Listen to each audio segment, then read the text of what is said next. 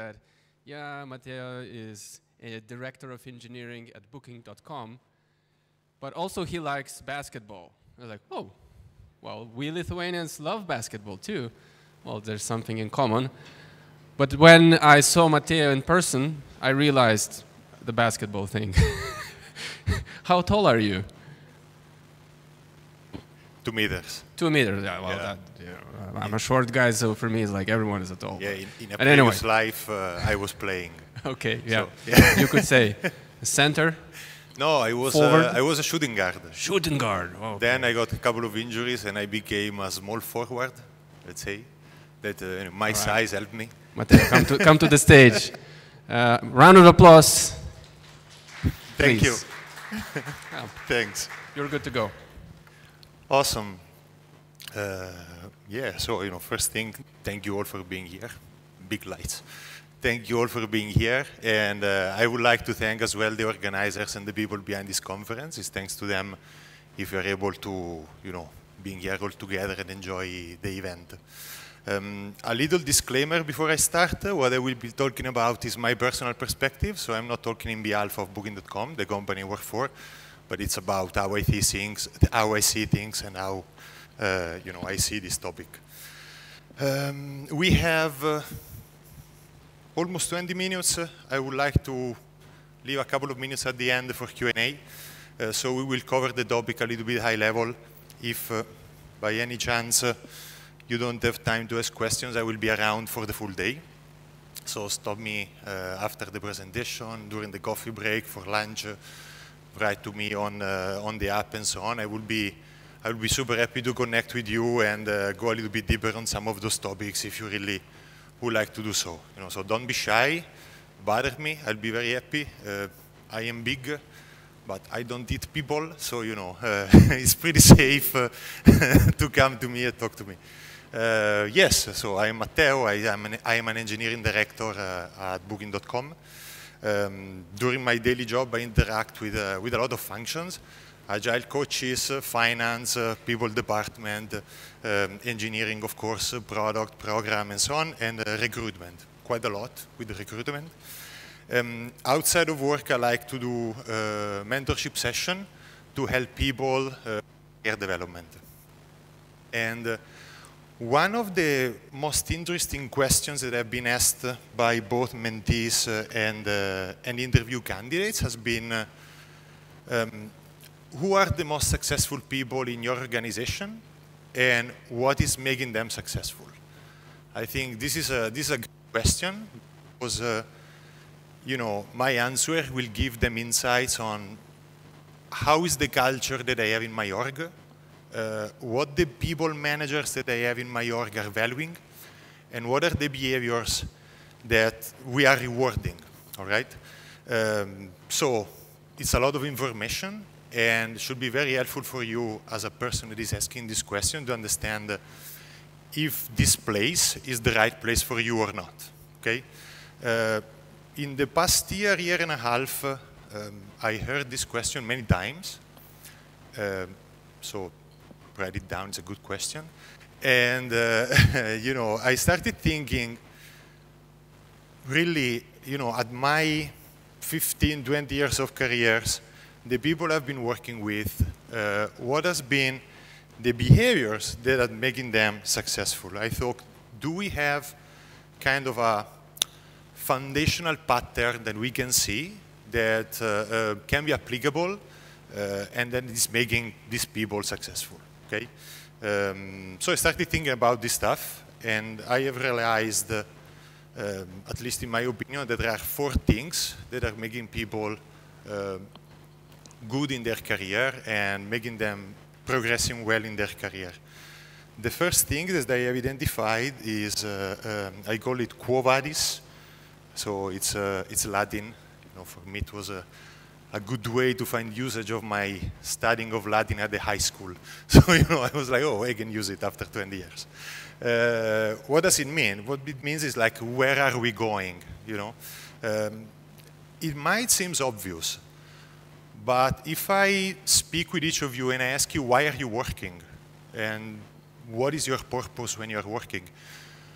I think perhaps some of you don't know, and perhaps the first reaction is, how do you mean? How do you mean how I'm working? But I think it's something that is very important to understand where you want to go. I found so many people in their 30s not having clarity about this, which is totally fine, because I think it's related to the environment that we have, the type of inputs that we have, and so on. But I think it's something that is foundational. If you don't know where you want to go, it will be very difficult for you to go anywhere, right? So it is important to know really your purpose, and that means who you are and what you want, what you like and what you don't like, why you like something, why you don't like something. The first time that I started asking myself those questions was 6 years after I started working. So I was wondering, no? And I think it was a little bit late. So it would be nice to really start thinking about this in these terms.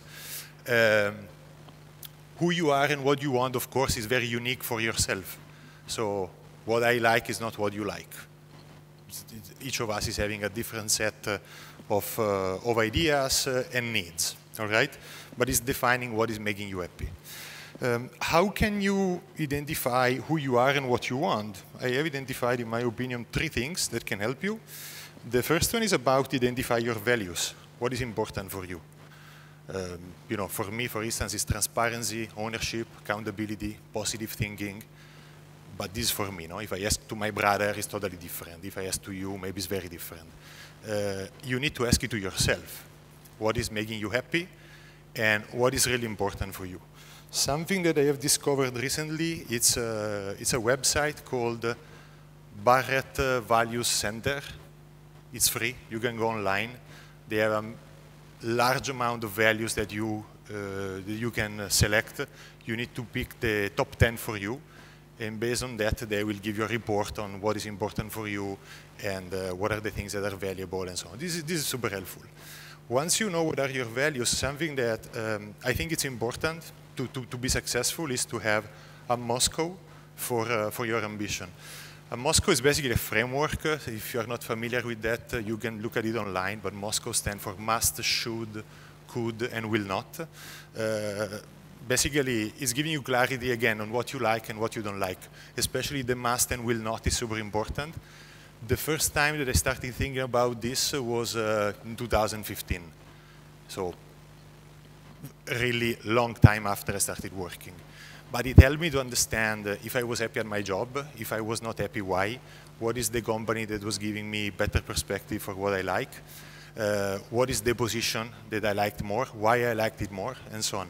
So it helped me to really define a little bit myself and what I wanted in my journey. And the last thing is about stop comparing yourself to other people. Like, I know it's difficult. I know that as human beings, we have a tendency to look at our neighbors, say, they're doing great things, and I don't know. Look at yourself. You are in this journey with yourself. It's your career. Your values are not the values of the people around you. What is important for you is not what is important for them.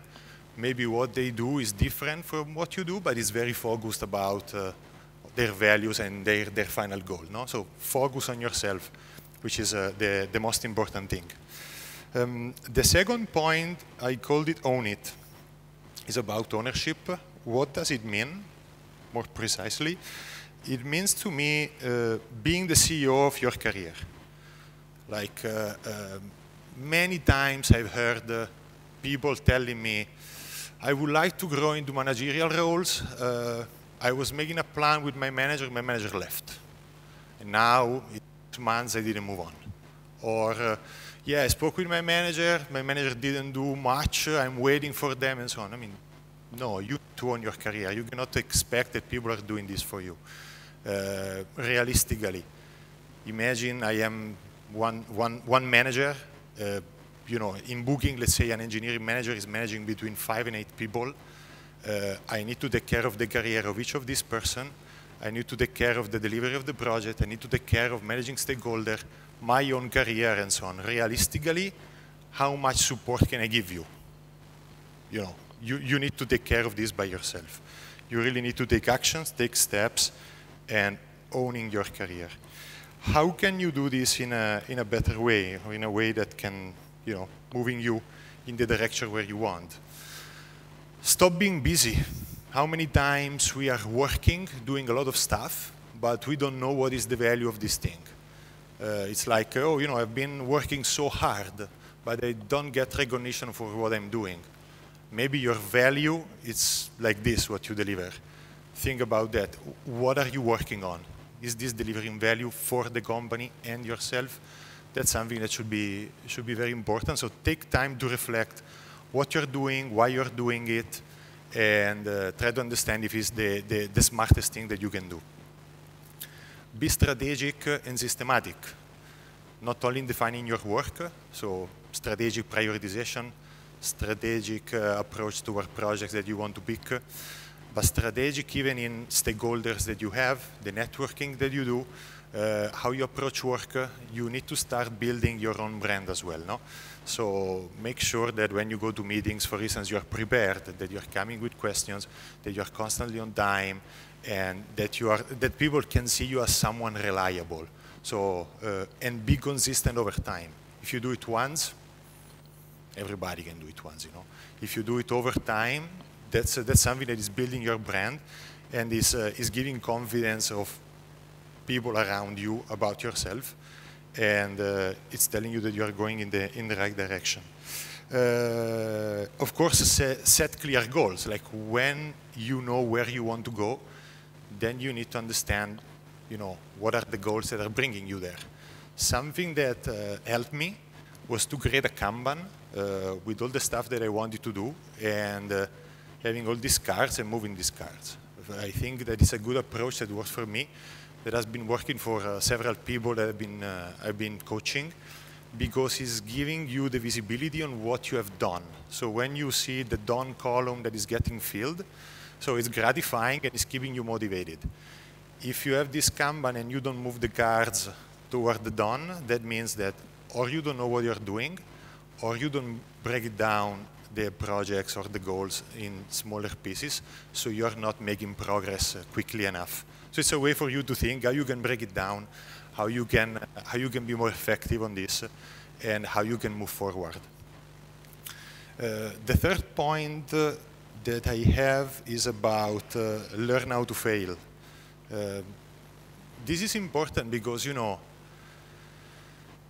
when you start going in the direction where you want to go, very likely you will hear many times no. You will be rejected many times. The doors that you would like to see open are closed. So you need to understand that it's not very easy to get where you want to be. And you need to be patient. Career progress is taking time, but at the same time, you need to understand how to accept all these no's and these rejections. You should not take things personally. You should welcome failure and learn from it.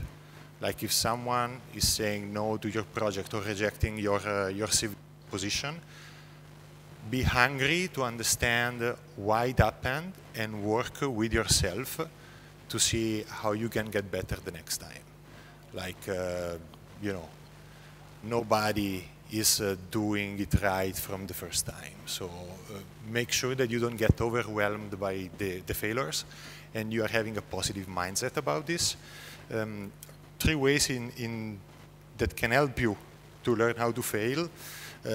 One is to take calculated risk. So go outside of your comfort zone, take risks, but don't do a step that is too big. So this will allow you to fail quickly and to learn quickly, which is super important. The other thing is do not procrastinate. Perhaps many of us, we know what we have to do to move on with our career, but we don't want to do it because we are scared that we are not good enough. We will be judged by people. We will be judged by the environment, and that can be overwhelmed. So we are always like, oh, we will do it in the future. Yeah, we have to do this online course in the future. That's a problem because the people that have been successful in their career, they are successful in their career, they take actions, and they know that if they take actions now, they fail now and they learn now. So they have an advantage compared to all the people that are procrastinating. So if you do it 2 months from now, you will fail and learn. You just wasted 2 months. So in general, embrace the growth mindset is something that is collecting these 2 points, but it's a more broadened topic. You can search it online. There are many books about that. I can recommend a couple of those. You have videos and so on. But it's really something that is helping you to learn well how to fail. And the last point is about ask for help. So there are many people around you that perhaps have faced your problem and they have found a solution about this. Once you know where you want to go and the goals that you have, perhaps you don't know how to get there. No? If you go things by yourself, clearly you will be able to figure it out things. You will fail, learn, fail, learn, fail, learn, but you're wasting time, all right? While if you work with someone that has been already seeing the problems that you're facing, you're gaining a lot of time out of it. So do not reinvent the wheel. Do not reinvent the wheel, connect with people. Something that I do myself, for instance, if there is a topic that I'm not very familiar with, I would like to explore it further.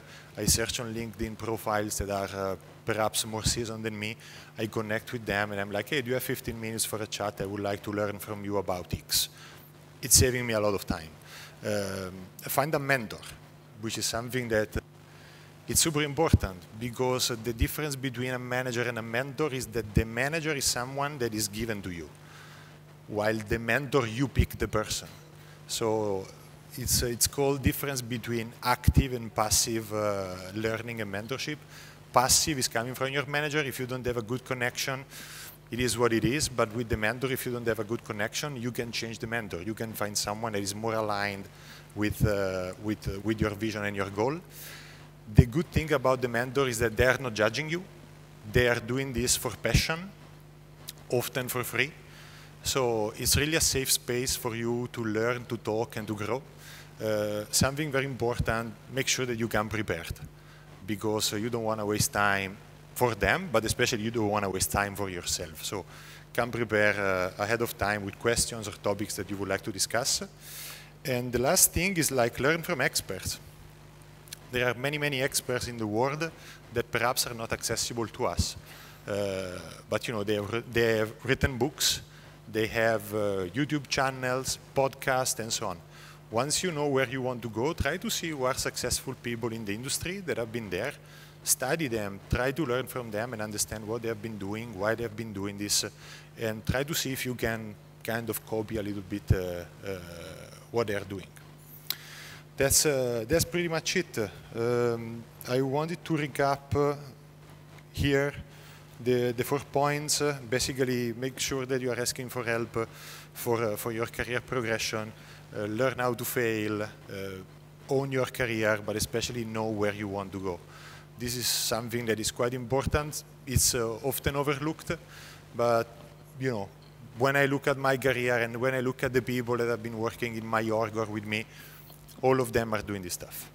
All of them are doing these things, and if you do it well and you focus, you know, you will be able to succeed and to progress, not only in tech. I think this is applicable even outside of tech, and you know, those are points that can help you to get there.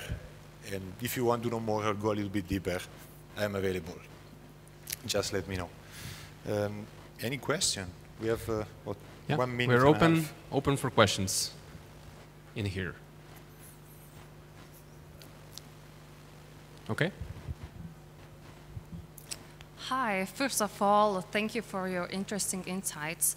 But can you also share from the recruiter's point of view what kind of values you're looking for from the candidate that are important, especially in the tech field? Yeah, definitely. It depends, first of all, of the company. So usually you want to have candidates that are having values that are aligned with the company values. So that's an obvious thing. When I look at my organization, for me, a couple of things that are important is being able to collaborate. So really being able to work with a team, good communication. You can be the best engineers in the world, but if you don't know how to communicate with your peers, is a problem. Ownership. Like anybody needs to be able to go on holidays and make sure that the people that are staying are taking care of things. And these are rotating stuff. I cannot control what everybody's doing, you know, at any managerial level. And it makes sense because otherwise it's micromanagement. So you want to make sure that the people that you have, they are able to own the tasks that are given to them, and they are accountable for this. So those, I would say, are the three main things for me. And I think, you know, if you're doing this well, it's something that is pretty standard, and you will be successful anywhere, I think. Lovely, thank you. Thanks. Anyone else? We also have one question online. Yeah. Yes, we have one question, so I'm going to read it. Hungry for insight. What would you say are the biggest career in tech challenges in the next 2-3 years? Biggest challenges in tech, career in tech for the next 2-3 years? Exactly. Cool. That's a great question. I think one of the biggest challenges would be to understand how the economic landscape is going. Like if we look at the past 2 years, for different reasons, we had a lot of layoffs across the world. So a lot of people in tech lost their job, but the market is very, very hot. So it's a matter of understanding which companies will keep hiring, in which sector, and if this sector is something that is interesting for you. That's one thing. The other thing is about the hybrid way of working. A lot of companies are in hybrid way of working, but it's not very clear what does it mean. Going to the office 2 days a week, in my opinion, doesn't really work. Like I'm a fan of giving freedom to people, and you decide what you want to do. And it would be interesting to see how this evolves. It would be interesting to understand how many tools will be created to support the hybrid way of working in the future. So, and how many jobs will be open on that. Thank you. All right, so I had another comparison related to the content that Matteo presented. It's you can be the best pilot in the airplane, but if you don't know where you're going and you don't have a plan of the journey, that doesn't matter. Yeah. So be the pilot of your career and know where you're going, okay? Matteo, grazie mille. Prego. A round of applause. Thanks. Thank you. And we have a little gift for you for the presentation. Awesome. Thank you so much. Thank you so much. All right, so the next session starts again in 5 minutes. I know you are hungry of the personal connections in the lobby. Please be back on time as we have next speaker starting in 5 minutes, okay? Okay, let's make it late. 5 minutes to 12.